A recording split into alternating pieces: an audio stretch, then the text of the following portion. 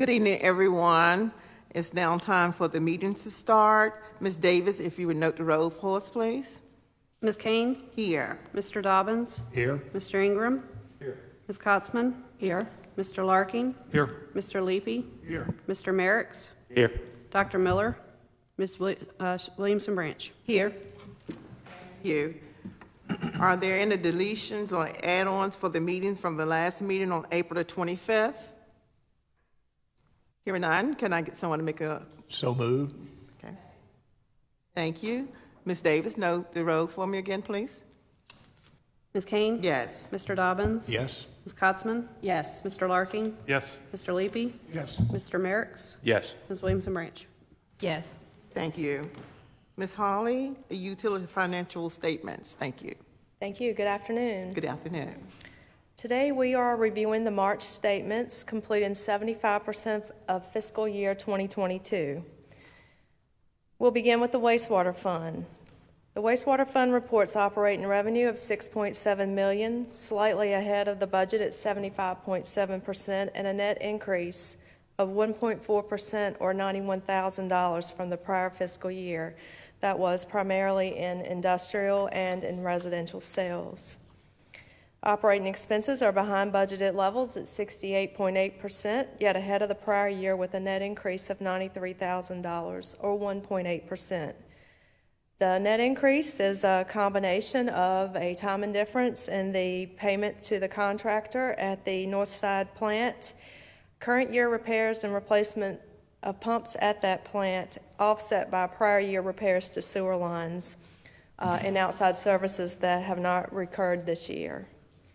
With revenues reported ahead of budget and expenses below, net income is reported at $883,000, exceeding budget and a $34,000 decrease when compared to the prior year. The Water Fund reports operating revenue behind budget at 70.1% and $6.3 million. That's comparable to the prior year. There was a decrease of around $6,000, 0.09%. That was primarily in industrial sales.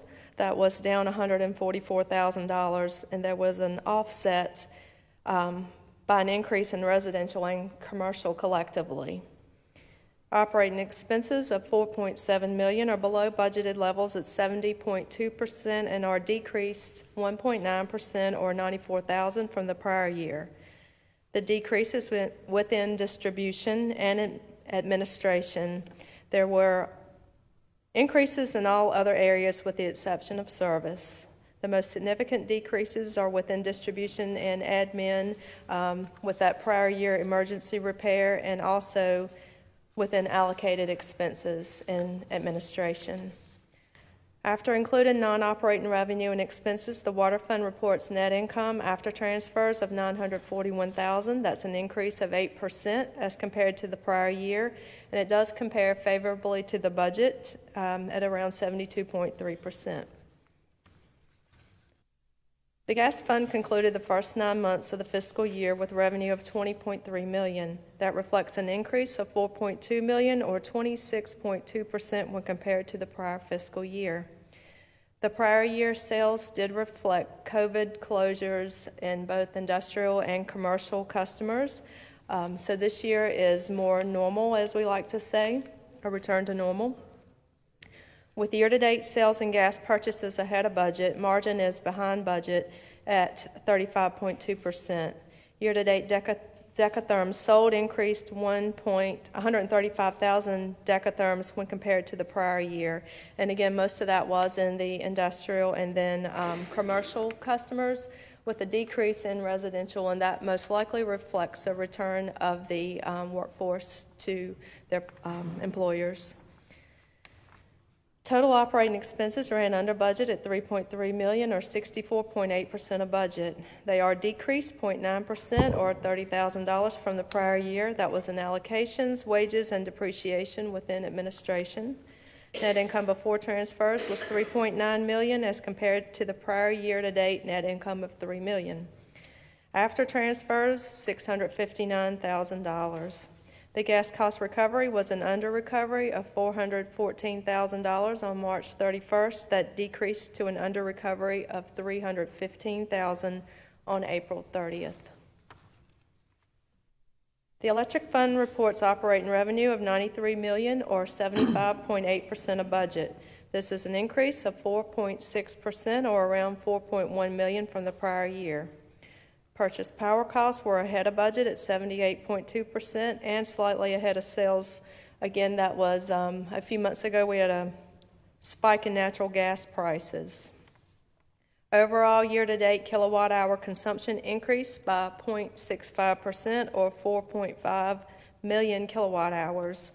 That was most significantly in industrial classifications. That was 10.2 million. We did experience decreases in ODLs and in our residential classifications. Total operating expenses of $15.7 million are below both sales and budget at 69.3%, yet increased by about $843,000 as compared to the prior year. The increase is primarily in transmission, in distribution for payments to the tree trimming contractor, and within administration. The fund reports net loss after transfers of $2.7 million. That's slightly ahead of the budgeted loss of $2.6 million. And in the prior year, had we not had a gain on sale of the Pinnacles, the loss to date would have been $4.3 million. The power cost recovery was a cumulative under-recovery of $1.1 million on March 31st. The under-recovery balance increased to $153,000 in the month of April to an under-recovery of $1.2 million. We do expect the over-recovery to fluctuate just a bit over the next several months, with an over-recovery of less than $500,000 by the close of the fiscal year. Telecommunication revenue was $531,000. That's ahead of the prior year by about $34,000, and also ahead of budget at 80.2%. Purchased services are also ahead of budget at 92%. And ahead of the prior year by about $5,500. General and administrative expenses are decreased by $22,000 in comparison to the prior year, and they are below budget at 64.7%. With revenue ahead of budget and expenses below, the fund reports net loss after transfers of $136,000 as compared to the prior year loss of $183,000.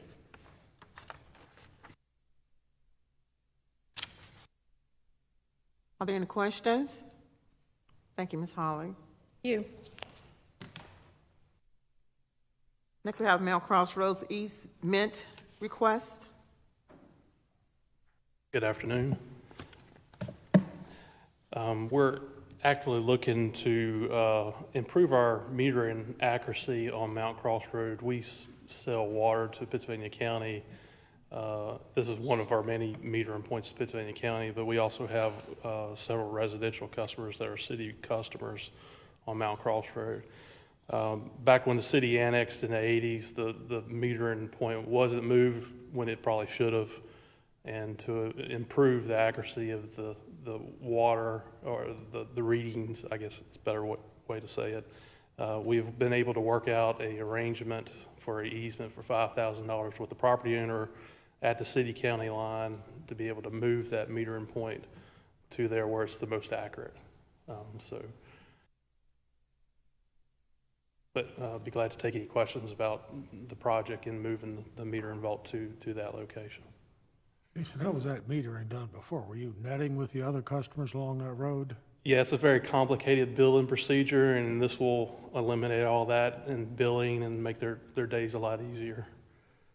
But yes, it does make the billing complicated. And I guess someone to make the motion for this to be presented to the city council. I'll make that motion. Second. Thank you. Ms. Davis, roll please. Ms. Kane? Yes. Mr. Dobbins? Yes. Ms. Kotzman? Yes. Mr. Larking? Yes. Mr. Leapy? Yes. Mr. Merricks? Yes. Ms. Williamson Branch? Yes. Thank you. Okay, next we have the update fiscal year 2022, 2023 capital projects.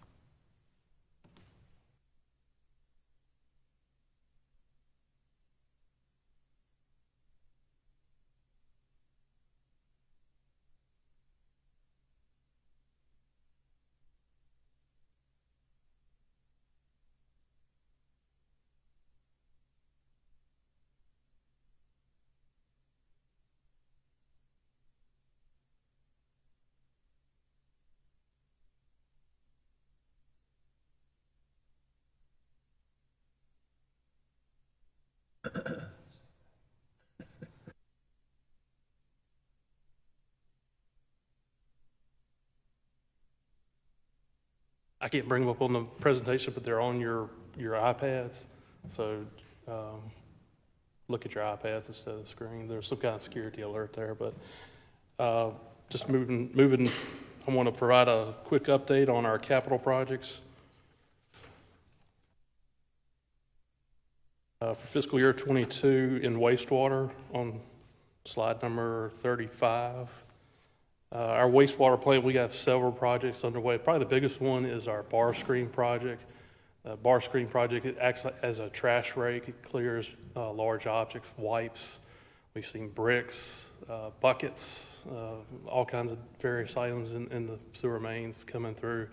And the bar screen project will separate that material, bring it out into a conveyor system and into a trash bin. So it will help save the rest of the plant from clogging, and as far as pumps being damaged along the way as well. So, Do you see what's on the screen that's shown? yeah, it's. I tried to get it off, but I can't. Yeah, you have a copy? Okay. Just for the people on TV, that's all. Some kind of security update that has to be done or something.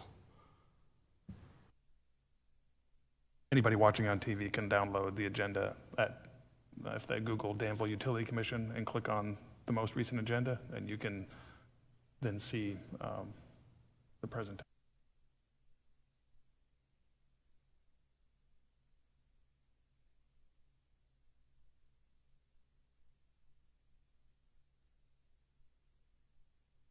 Other projects we're doing, various pumps. There's a picture in the slide as far as influent pumps at the south side plant. We just replaced 3 pumps there that pump over to the north side plant. If you're familiar with the river, we have a small industrial plant on the south side of the river near Goodyear. So we pump across the river there to the main plant at the north side plant. So those pumps have just recently been upgraded. And then we're also investigating and looking to moving from sulfur dioxide to sodium bisulfate. It's a long word to pronounce, but it's a safer treatment method as far as chemicals at the plant. We recently switched from gas chlorine to sodium hypochloride, which is a safer treatment method as well. So a lot of wastewater plants are doing the same thing. And then we're rehabbing our primary and secondary clarifiers to help with the treatment process, to help make it more efficient. Questions about wastewater? Let's move over to water on page 37. We have a lot of water main projects in different stages. The only one currently under construction, we have several in engineering, is phase 20B. 20B is located over behind Industrial Avenue, kind of in between South Main Industrial Avenue behind Gibson Elementary. So we've been working over there, replacing gas and water mains in that neighborhood. So we're about 60% complete on that project, looking to have that done here this summer. So that's a big project to have complete. Projects in design or North Main Street, looking to jump on that next fiscal year. Wilson Streetscape downtown here. Memorial Drive in front of the White Mill and in the new downtown park, as well as the Caesars, Bishop Road, Browder, Park Avenue area. some of that may entail, I think it entails Memorial Drive as well. How did you replace 2 miles with 1.19 miles? Which project are you referring to? North Main Street, Meadowbrook to Hamlin. So the estimated cost for replacement is 1.2. So the whole project from Meadowbrook to Hamlin, I think at the type it's about 1.19 miles. So it is 2 miles. We're abandoning some water main. So some streets have more than one water main, and we're going to a single water main instead of replacing both water mains. So we're modeling indicates that we can. Riverside Drive, and there's several locations inside the city. It just depends on how the modeling results look like. Hey, Jason, on the Caesars Casino supply, is that 3,400 feet a new line that wasn't there before or replacement of something that was? It's replacement as well as to serve them with a tap to serve that complex. But that whole area needs replacement. It's both replacement and a new connection.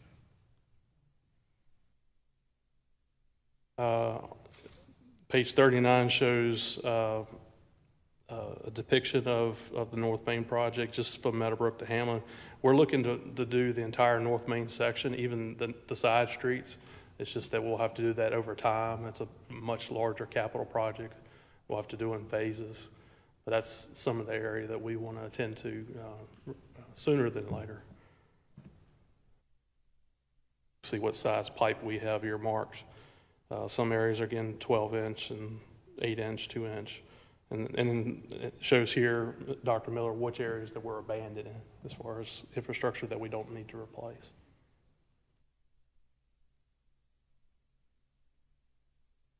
Slide 40 shows the Bishop Road and Wood Avenue. There you discussed, Mr. Dobbins, as well as that will be one of the points. We're going to have more than one point that will serve the Caesars complex, but this whole area will need to be updated as well.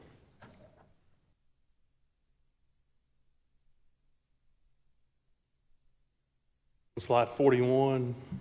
One more question. I'm sorry, I just thought about on Caesars. Are their rates going to be our scheduled rates for our Yes. normal? Yes. Good. We've received some information as far as their daily water volumes, and they're looking to be between 150, 200,000 gallons per day. So they'll fall on our normal industrial rate class. Yeah. Jason, I don't know if you answered this before, but how long more will these replacements last? I mean, over the years, how many years do you think before it have to happen again, or if it even has to? So once these areas are replaced, we're looking at 50 years before they'll have to be attended to again. 50 plus years. Yeah. Thank you. Slide 41 just shows the CIP request we included for the budget. We did apply for Virginia Department of Health grant funding, which is funneling in some of the federal infrastructure funds through the state. So it's a 50-50 match. So that will be tremendous if we're successful in achieving those grant funds, but that will help accelerate a lot of our water main replacement projects. As well as our reservoir project, which is on the next slide. But both those projects would be eligible for a 50-50 match as far as the criteria that they meet. Slide 42 shows the engineering results of the Schoolfield Reservoir project. There's 3 routes that we looked at heavily. One was at the edge of Blue Park. One was in the middle of the road on Park Avenue, and one was on the edge of the road on Park Avenue. I believe the one that we decided to go with is on the edge of Blue Park, alternate number 3 there. So follows Park Circle. We also have another water line there as well. So we'll have to have some separation, but this is a raw water line from the reservoir down to the water plant. It will also be the supply line and the return line for water. So it will pump water to the reservoir if needed, as well as act as a return line if we need to have water come from the reservoir to the plant. So there's no need of having two different lines.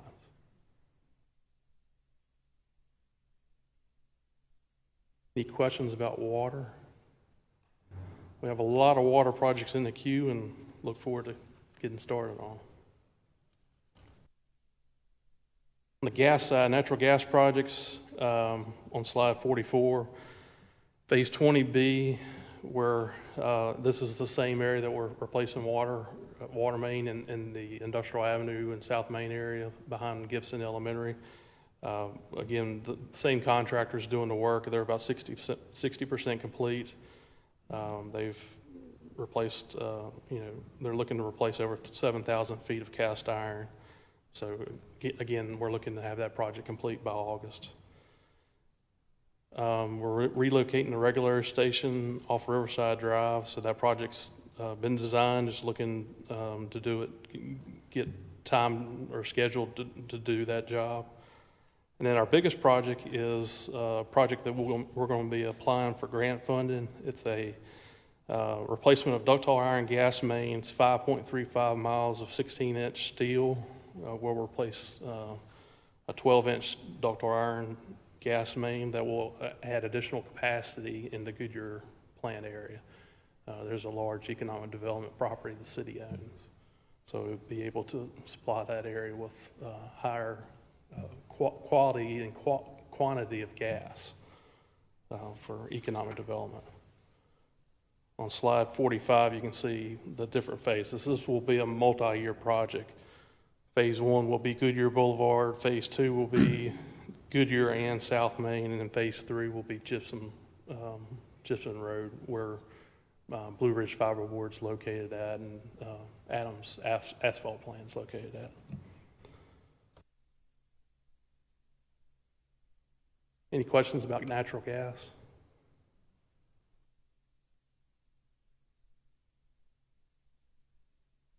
Moving on to slide 47 with electric projects.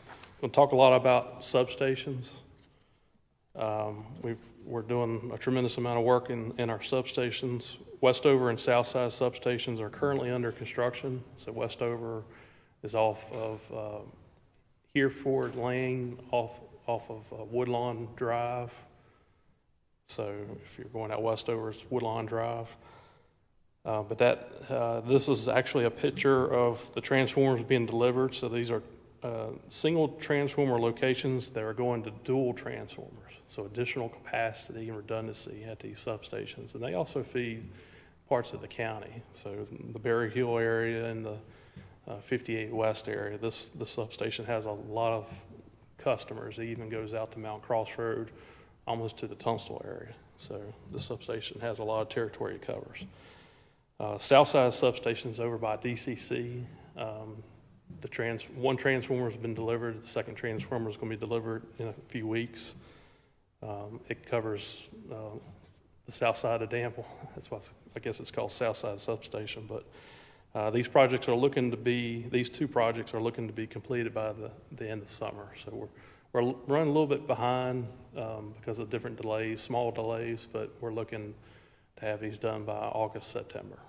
So we'll be glad to have these done. These will be some of our last substation transformers that will be dated in the 70s. We have one more substation that has transformers dated in the 1970s. We've come a long ways. Transformers each station, so they back each other up. If you knock one out, you won't knock the other one out. Right. They'll be fault tolerant. They're twice as big, so there's a lot of additional capacity for economic development and other industry. So there's a lot of capacity for the future. Jason, how many more will we have to replace after these two have been installed? There's one more that has 1974, I believe. There's a slide later on here that we'll need to get to in a future budget year. We have some money in next year's budget reserved to order the transformers, but it'll be a 2-year project. On slide 48, fiscal year 23, we're kind of taking a pause from our substation program. We've made a lot of progress to work on some economic development projects to increase our capacity in some of our substations that will feed some of the new economic development companies that are coming to the area. The first one is Airside Substation, which services Cane Creek and Airside Park. So that will double the capacity in that substation and be able to provide an extra layer of redundancy in that area as well. The Blue Substation is a direct feed from AEP, so we'll be able to service the new Caesars complex with that, as well as any additional customers in that area. The Schoolfield Substation, which is closest to the Blue Substation, is kind of sitting out on a lateral, doesn't have a lot of redundancy without bringing in a mobile substation. So this Blue Substation will act as an additional layer of redundancy for the west side of the city. So we'll be glad to have these stations up and running and expanded, I guess is the best way to put it, later on in fiscal year 23. Excuse me, Jason. So the Caesars will be buying their power from the city and not through directly from AEP? That's correct.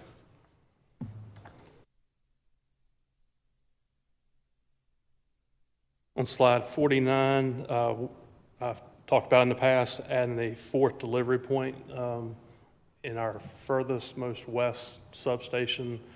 It's called our West Fork Substation. We recently bought additional property to accommodate that.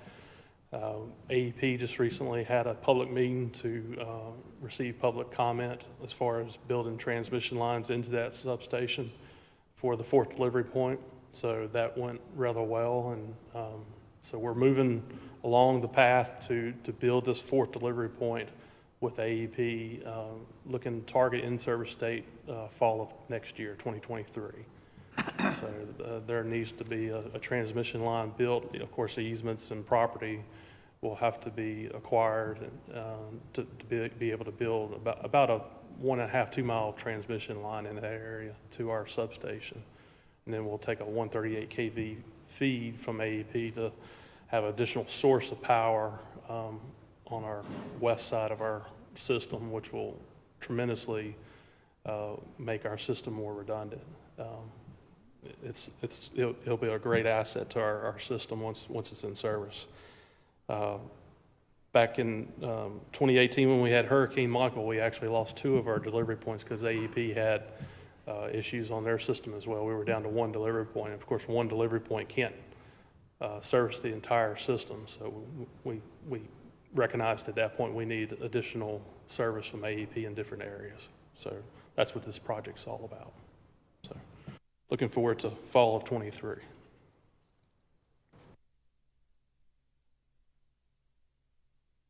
And then moving on to slide 50, Ms. Kane's question about additional substations. The new design substation services the north side of the city as well as part of Blair's. So this is the last substation that we have that has transformers dated in the 70s, 1970 and 1972. So we'll look to get this substation updated, upgraded as quickly as possible. Transformer prices are increasing, lead times are increasing, but we're handling that the best way we can. But we are in a much, much better position than we were 3, 4, 5 years ago today. So we're very happy with our substation program and the support that we've been given. Slide 51 just shows a summary of the years of the I guess the birth dates of the substation transformers. After we get done with the ones that we have in the queue, we have a couple others that we'll have to get to in the future that are part of substations, but they'll be in the 25, 26 budgets later on. There's one in the Piney Forest substation, as well as a 138 kV transformer in our Brantley substation that will need to be replaced later on in probably 4 or 5 years.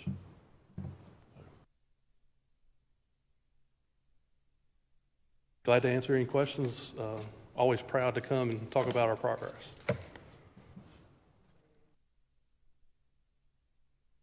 I have a question concerning the expected lifespan then of the transformers once they're updated or replaced? So usually it's about 30 to 40 years, 40's pushing it. So once we get done with this next batch, we'll have some 1993s and 97s. So we're just going to be falling right into that as time goes along. So it's not an endless project. It keeps going until we keep them all updated. So Another question. These investments that are being made for, by AEP for these, I guess they're substations, whatever, that's the right term. Are we obligated for a substantial, some period of time to purchase from them? And here's where I'm going, you know, this is blue sky, just talking here. You know, what if in 10 years we were able to acquire a working modular nuclear reactor for Danville Public Utilities, and we replaced a substantial portion of our purchased power, say from AEP? Would we have any obligation to fund the expense of those stations that they're paying for at this point? no, it's really two separate sides of AEP. There's many different areas of AEP. This is in the transmission area of AEP, and we're not having to pay for these transmission build outs because it falls into our the transmission costs that we're paying monthly. It all falls into that, and we're not having to pay anything out of pocket. So They just build that into their charges currently. Zone of our transmission area falls into their transmission rate formula. So it's nothing that we have to pay out of pocket for these extensions. They just amortize that over a long period of time based on assumptions about how much they'll sell into this market. As well as anything else that's built that's not for us. Right. Yeah. So at least this is for the benefit of our ratepayers. Well, as to answer your question, if we had some kind of behind-the-meter generator, that would be a different application. They would do a system impact study and determine how it would affect their system, kind of like what we did with the solar projects.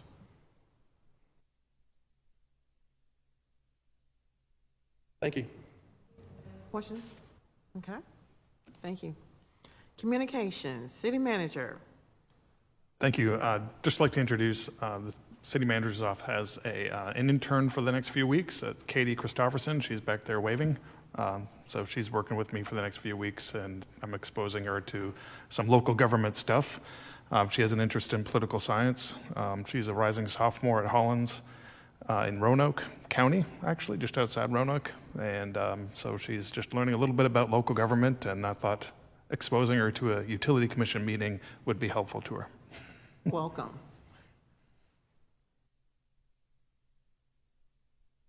Commission members?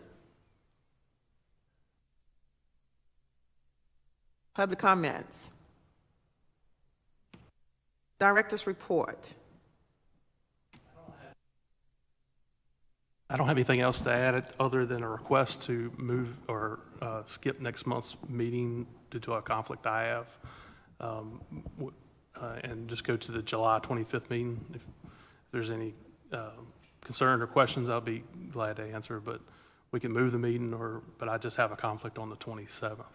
I think we all are fine with that, but we can note the road and make sure. Okay, thank you. Ms. King? Yes. Mr. Dobbins? Yes. Ms. Cotsman? Yes. Mr. Larkin? Yes. Mr. Leapy? Yes. Mr. Merrick's? Yes. Ms. Williamson Branch? Yes. Thank you. Hearing no other comments, it's time for adjournment. So if I could get somebody to make a motion that we go home. The next meeting will be Monday, July the 25th, at 4:00 p.m. Motion to adjourn. See you on July the 25th. All right. Thank you.